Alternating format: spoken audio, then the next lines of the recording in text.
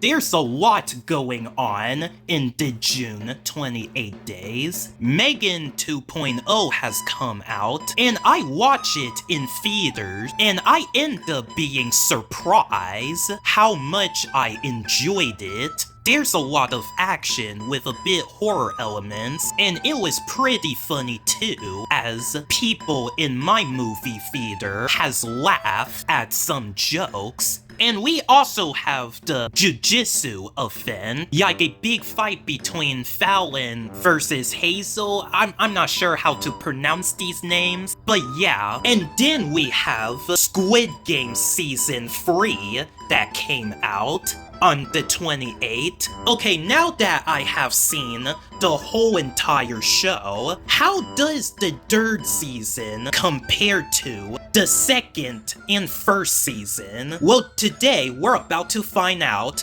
Oh, and before we start the video, I'm going to have you know there will be some spoilers. So if you haven't seen season 3 or any of the season at all, then I would recommend watching this show before you continued watching this video. So yeah, you have been warned. This is your last chance. So here we go.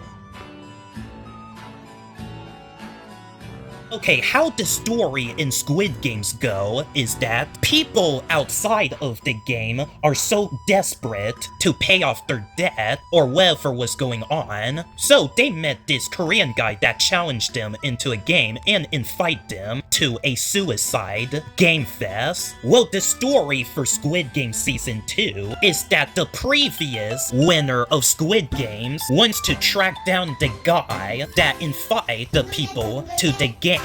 That way, he can go back there to prevent people to stop playing, and the authority has to destroy the island to shut down the game once and for all. Well, Season 3 of Squid Games is just the second part of Season 2, and the story here is underwhelming now. Well, Season 2 just spent way too much time outside of the game, and you go back to the games again until Episode 3.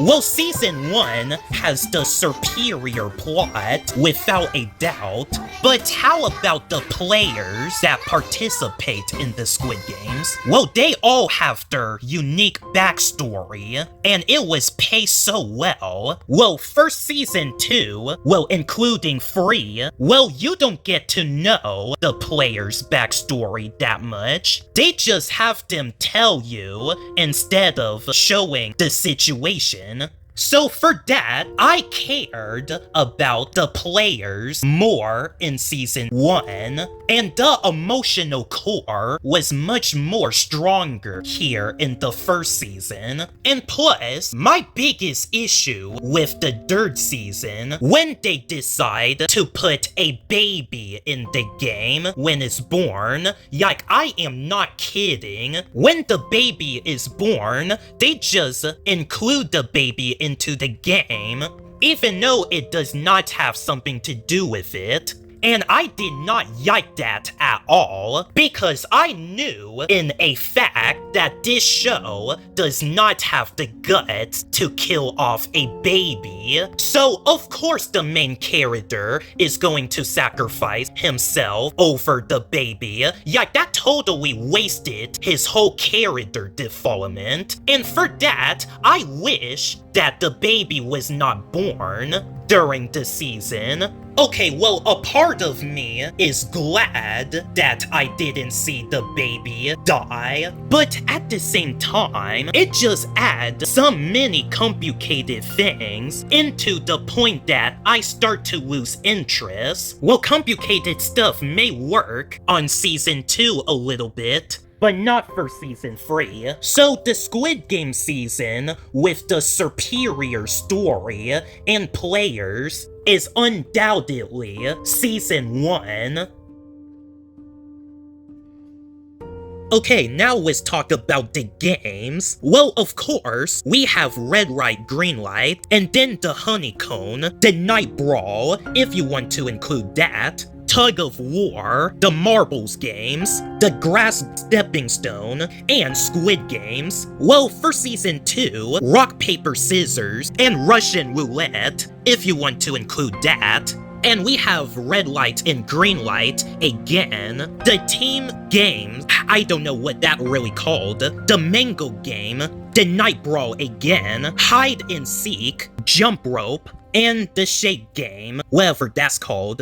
Okay, it seems like Season 2 and 3 has more games, and the new games are much harder, and it's thrilling, but I feel like the first season has the superior games. Just let me explain. The games from the first season are iconic, so when the first season of Squid Games came out, people even played Squid Games in real life, and they even used the same games from the show. Well, except for the reality TV show called Squid Games The Challenge, that completely changes everything about the games that is actually from the show. So yeah, I see the games more memorable in the first season. Well, as for the games from Season 2 and 3, it is kind of forgettable. Well, in fact, right after finishing watching these seasons, I have forgot that these games existed.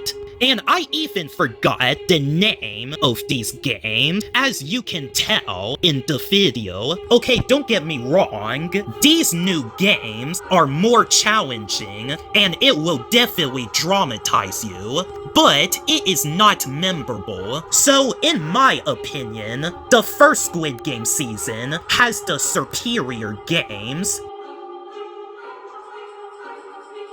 Oh wow, I am not even surprised that we're already on the conclusion part, because it's literally all that we're going to talk about. The first season of Squid Games was something that made the Squid Game series special. Well, the second season just lacks and ended up leading into a unearned shock value.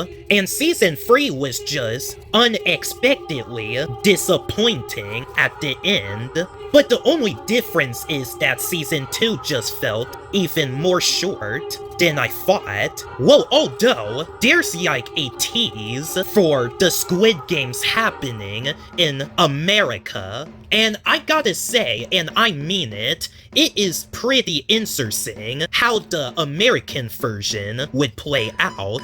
Well, besides the point here, Season 2 and 3 was just a perfect example of okay. Well, it was better than the last season of Cobra Kai and the 4th season of Outer Banks that doesn't really need to exist, really. Well, that was for sure. But the first season of Squid Games has came out back in 2021. And we waited for 2 years for Season 2, and we also waited for 7 months for Season 3, and well, I am about to say it, waiting for this long is not worth the wait. So Squid Game Season 3 gets a 5 out of 10 at best. And Squid Game Season 2, following closely, is a 6 out of 10.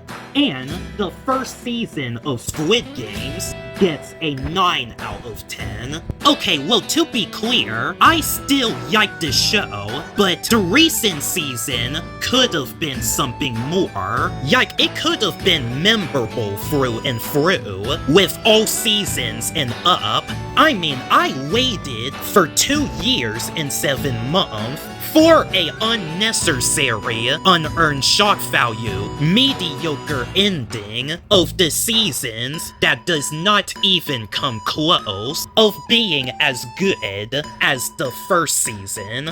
Well, that was it for today's video, guys. What do you think of Season 3 and 2?